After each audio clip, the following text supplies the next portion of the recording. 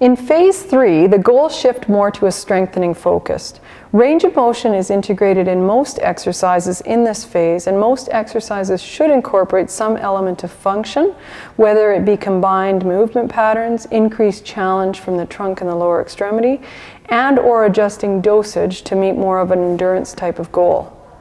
Strength exercises are going to vary a bit during this phase as patients will progress at different rates. However, the commonalities for all patients should be that strength is heavily focused on the rotator cuff and the scapular muscles. If these muscles are strong, the outer more superficial muscles will contract normally and be much easier to train. All strength exercises should be done in combination with joint movement now and progress to combine joint movements that are more functional. PNF or diagonal patterns work really well here, where you can combine elevation with rotation or cross-flexion, adduction, and rotation. These movement patterns comprise a large proportion of where and how we use our arms.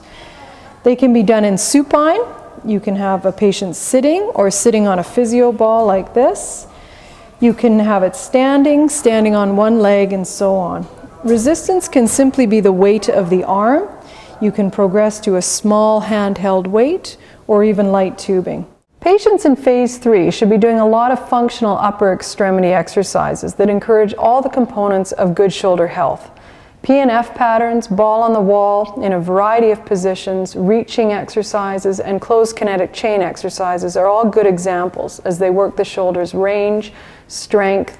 They can incorporate all the joints of the upper extremity as well as the trunk and the lower part of the chain.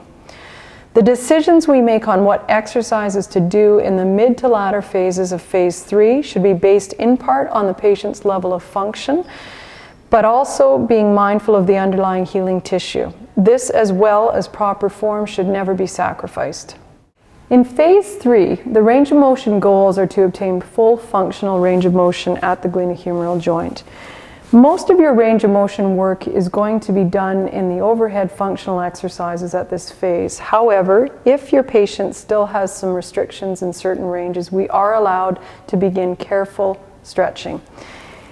The important thing to remember with your stretching is that we still want to be mindful of not stretching patients into the apprehension position. So we never want to stretch into that abducted and externally rotated position.